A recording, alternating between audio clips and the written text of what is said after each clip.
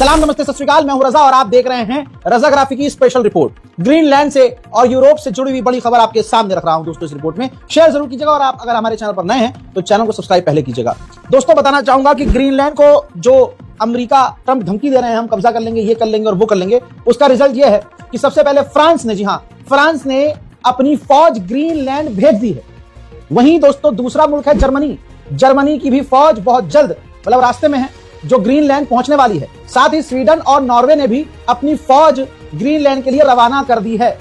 आप देखिए यूरोप के इस क्षेत्र में तमाम यूरोप के देश अमेरिका के खिलाफ खड़े हैं, लेकिन जब किसी मुस्लिम देश के ऊपर बात आती है, जैसे ईरान हो गया, सऊदी हो गया, कोई भी, तो भाई तमाम यूरोपियन देश इसी अमेरिका का साथ देते हैं। लेकिन खुद यहां पर ग्रीनलैंड के चक्कर में फौज तैनात कर दी है और अमेरिका से सीधा टकराव का माहौल बन गया है। नेटो के चीफ ने कहा है कि ग्रीनलैंड में रशिया चाइना की ज्यादा शिप है ही नहीं और नेटो पर भरोसा रखिए, नेटो ग्रीनलैंड को बचाएगा। And all our allies in Europe to make sure that we not only concentrate about Greenland. This is an issue about the High North. This is an issue about the Arctic territory. Let's not be naive. Even if there are not that many ships sailing at the moment, we know that there's sea lanes open there. So when it comes to the Arctic region, we have to work together as an alliance, and that's exactly what we are doing. And we are now putting more details to the next. यूरोपीय union के official ने कहा है कि यह बहुत बड़ा खतरा है। डोनाल्ड ट्रंप यानी अमेरिका ग्रीनलैंड पर कब्जा करना चाहता है और पूरा यूरोप इस बात से डरा हुआ है। यूरोपीय यूनियन की चीफ ने बड़ा बयान दिया, कहा ग्रीनलैंड वाले लोगों का है, उनके ही लोगों का है, डेनमार्क का है और ग्रीनलैंड नेटो का मेंबर है, नेटो का एक साथी है और हमको ग्रीनलैंड अपने साथी के तौर पर गिन सकता है। हम ग्रीनलैंड के साथ। उधर डोनाल्ड ट्रंप ने फिर से अपने ट्रुथ सोशल मीडिया के जरिए फिर वही जिद वाली बात करी, कहा कि हमें अपने सिक्योरिटी के लिए, अमेरिका की सिक्योरिटी के लिए ग्रीनलैंड चाहिए और अगर हम नहीं लेंगे, हम कब्जा नहीं करेंगे तो रशिया और चाइना कब्जा कर लेंगे और ये हम कभी बर्दाश्त नहीं कर सकते।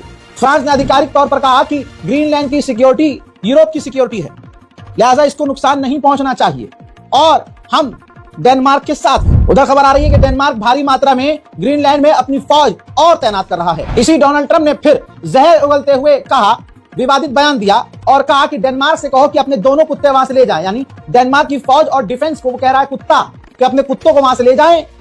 डेनमार्क ग्रीनलैंड को चाइना और रूस से नहीं बचा सकता, हम बचा सकते हैं। यानी रशिया और चाइना का इसमें कोई रोल ही नहीं है और रशिया और चाइना कह चुके हैं कि हमारा नाम इस्तेमाल करके दूसरे मुल्क पर कब्जा करने की साजिश रच रहा है ट्रंप। इतना नंगाई पे उतरा हुआ है ट्रंप, देख रहे हैं। उधर डोनाल्ड ट्रंप का प्लान यह है कि 700 बिलियन डॉलर देकर पूरे ग्रीनलैंड को खरीद लिया जाए। हालांकि ग्रीनलैंड आधिकारिक तौर से कह रहा है कि हमें बेचना नहीं है और ग्रीनलैंड बिकाऊ नहीं है। सोचिए व्हाइट हाउस ने क्या पोस्ट किया है। देखिए, एक तरफ दिखाया जा रहा है कि अमेरिका है, व्हाइट हाउस है, वहां मौसम बिल्कुल सही है, कोई दिक्कत नहीं है, लेकिन एक तरफ रशिया और चाइना है, बिजली कड़क रही है और अंधेरा है। तो सवाल किया जा रहा है पोस्ट करके कि विच वे ग्रीनलैंड, मतलब ग्रीनलैंड के लोगों आपको क्या चाहिए, चाइना, रशिया और अंधेरा या फिर खुशहाली यानी अमेरिका। वहीं डेनमार्क में अमेरिकी एम्बेसी के बाहर डेनमार्क के लोग अमेरिका के खिलाफ प्रदर्शन कर रहे हैं।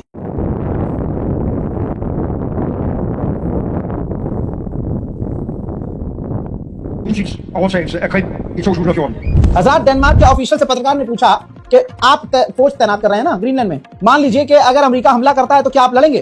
तो उन्होंने कहा कि ये बहुत अजीब सा सवाल है क्योंकि कोई भी नेटो का मेंबर नेटो की साथी से लड़ना नहीं चाहता। Ja, jeg synes, det der er et stærkt hypotetisk spørgsmål. Det er så, at jeg anser det for usandsynligt, at et NATO-land som angriber et andet NATO-land. Det er i rammen af NATO, at vi laver de her... जिगरा किसे कहते हैं? 56 inch वाले को यहाँ पर थोड़ा जलील होकर सुनना चाहिए, समझना चाहिए। डेनमार्क और ग्रीनलैंड के ऑफिशियल व्हाइट हाउस गए थे, अमेरिका गए थे, ये बिना सोचे कि हमें गिरफ्तार न कर ले।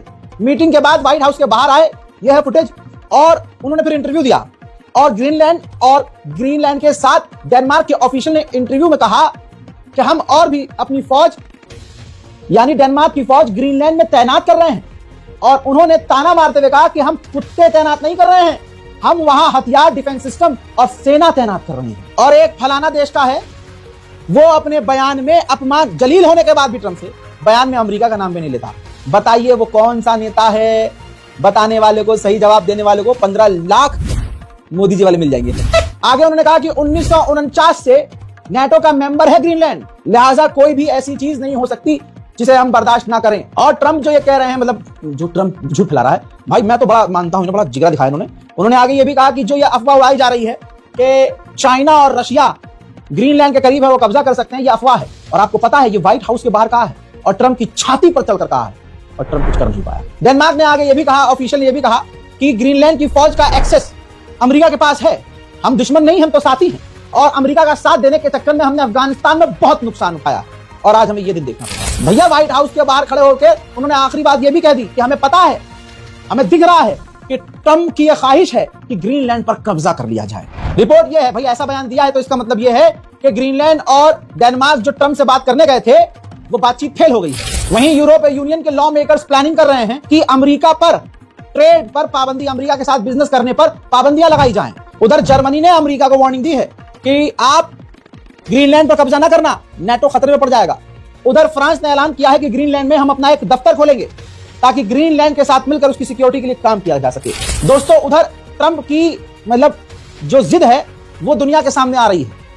पत्रकार ने कहा कि आप कैसा फील कर रहे हैं जब आप ताकत के जरिए ग्रीनलैंड पर कब्जा करना चाहते हैं। ट्रंप ने कहा कौन कह रहा है ताकत के जरिए, ये तो तुम कह रहे हो, तुम्हें पता ही नहीं है कि मैं आगे क्या करने वाला हूं। फिर पत्रकार ने कहा कि डेनमार्क तो अमेरिका के साथ अफगानिस्तान में पूरी तरह से लड़ा। तो ट्रंप ने कहा कि thank you for telling me that, मतलब मुझे बताने के लिए शुक्रिया। देखिए You're saying that. So you're telling me that that's what I'm going to do. But you don't know what I'm going to do. Denmark fought alongside the United States in Afghanistan.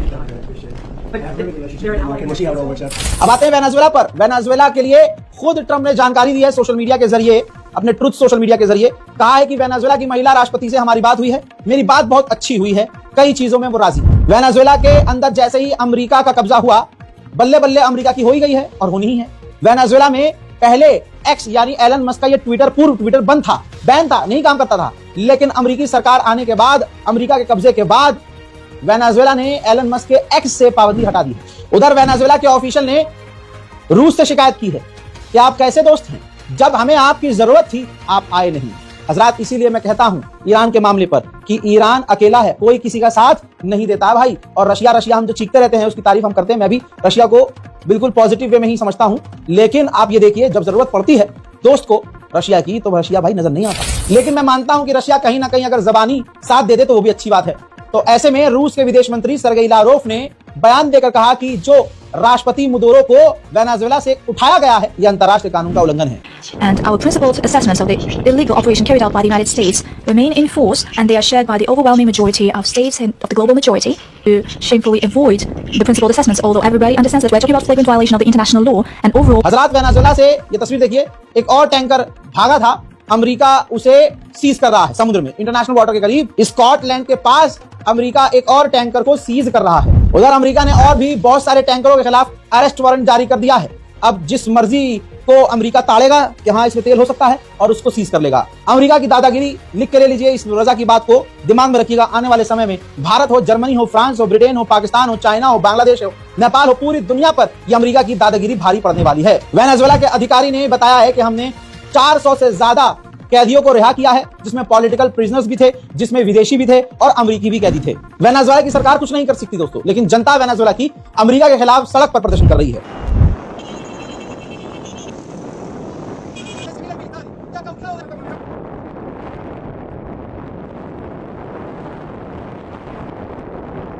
Mexico की राष्ट्रपति ने कहा है कि हम America और Cuba के बीच mediation करने को तैयार हैं। अरे बहन, पहले अपना तो बचा लो। खुद मैक्सिको को कब्जाने के चक्कर में ट्रंप है, चलिए बीच में ना घुसाने। En las discrepancias, vamos a ponerlo así, entre Estados Unidos y Cuba, México está en ambos y las condiciones en las que esta se da. Nosotros. अब आइए यूक्रेन की भी सुनी लीजिए। काय के लिए मैं अलग से एक रिपोर्ट बनाऊं, आपका टाइम खराब करूं, एक वीडियो पे क्लिक किया है तो पूरी खबर सुन के आइए। भाई 2005 में यूक्रेन की महिला एक प्रधानमंत्री थी जिनका नाम यूलिया था। ये 2005 में ये खूबसूरत औरत भाई प्रधानमंत्री यूक्रेन की रह चुकी है। आज ये यूक्रेन में है ऑब्वियसली। अब अगली तस्वीर देखिए। करप्शन का लेवल यह है कि यही यूलिया पूर्व यूक्रेन की प्रधानमंत्री के दफ्तर पर और घर पर रेड पड़ी और इनके यहां से कैश बरामद हुआ, करप्शन के चार्जेस लगे और दोस्तों जंग की आड़ में दुनिया भर से जो पैसा आ रहा है इन्होंने भी खूब दबाकर पैसों को लूटा है और घपलेबाजी की है। बड़ी बात यह है कि इनको गिरफ्तार कर लिया गया है। इस महिला पूर्व प्रधानमंत्री को गिरफ्तार कर लिया गया है। अगर ये भारत में होती तो एक बहुत बड़ी पार्टी की बहुत बड़ी नेता होती, लेकिन अफसोस वो यूक्रेन था। यूक्रेन ने एक प्रोपेगेंडा फैलाया कि रमजान कादिरोव जो एक सैन्य खतरनाक कमांडर है, कहा जाता है कि पुतिन का राइट हैंड है वो, तो प्रोपेगेंडा ये चलाया मीडिया और सोशल मीडिया के जरिए यूक्रेन ने कि रमजान कादिरोव की किडनी फेल हो रही है और अस्पताल में जिंदगी और मौत के बीच में है। हजरात, तो रमजान कादिरोव ने प्रोपेगेंडे पर मुद्द दिया और ज़ेलेंस्की के मुंह में मुद्द दिया, वीडियो जारी कर दी और बिल्कुल ताजा वीडियो जारी की जिसमें वो गाड़ी ड्राइव कर रहे हैं, बीमार बिल्कुल नहीं है और सही सलामत नजर आ रहे हैं। उधर अमेरिका का एनवॉय और डोनाल्ड ट्रंप के दामाद रूस जाएंगे खुद व्लादिमीर पुतिन से मुलाकात करने के लिए। यूक्रेन का डिफेंस मिनिस्टर तक करप्ट निकला, तो अब उसको गिरफ्तार करके नया जो डिफेंस मिनिस्टर है उसने संसद में कहा है कि यूक्रेन के 2 मिलियन लोग गायब हैं जो सेना में भर्ती नहीं होना चाहते। हम उन 2 मिलियन लोगों से यानी 20 लाख लोगों से उम्मीद कर रहे थे कि वो सेना में भर्ती होंगे, वो फरार हैं, गायब है, छुप रहे हैं। यूक्रेन भी रशिया के टैंकरों को निशाना बना रहा है। ड्रोन हमला रूस के टैंकर पर यूक्रेन ने किया है।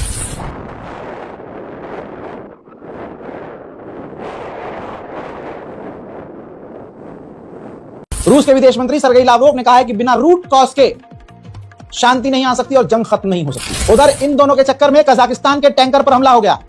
कजाकिस्तान जो बेचारा किसी से लड़ता नहीं है, जंग वंग में पड़ता नहीं है, कजाकिस्तान ने परेशान होकर अमेरिका और यूरोपियन और पूरी दुनिया के देशों से मदद मांगी है। तो भैया हमें तो बख्श दो, हम तो जंग में है ही नहीं। पोलैंड ने रूस पर लगाया है इल्जाम कि रशिया हम पर बड़े साइबर अटैक कर रहा है। यूरोपीय यूनियन की भी हवा निकल चुकी है। यूरोपीय यूनियन एक नेगोशिएटर तैयार कर रहा है, एक मीडिएटर तैयार कर रहा है जो व्लादिमीर पुतिन से जाकर बात करेगा।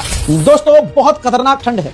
आपको तो उत्तर प्रदेश और दिल्ली की ठंड बर्दाश्त नहीं हो रही ना, वहां तो ऐसा है कि भैया पानी आप फेंकोगे और हवा में पानी बर्फ बन जाएगा, ऐसी ठंड है यूक्रेन में। ऐसे में 2 लाख यूक्रेनियन बिना बिजली के, बिना हीटर के हैं, क्योंकि बिजली घर रूस ने उड़ा दिया है। यूक्रेन भी कम नहीं है, यूक्रेन ने रूस के केमिकल प्लांट पर ड्रोन हमला करके प्लांट ही उड़ा दिया। हजरात ये थी सबसे बड़ी रिपोर्ट। इसके अंदर मैंने आपको यूक्रेन, ग्रीनलैंड, अमेरिका, डेनमार्क सब बता दिया। इस रिपोर्ट को शेयर कीजिए, अपनी राय कमेंट में लिखिए और दुआओं में हमें याद रखिए। जय हिंद।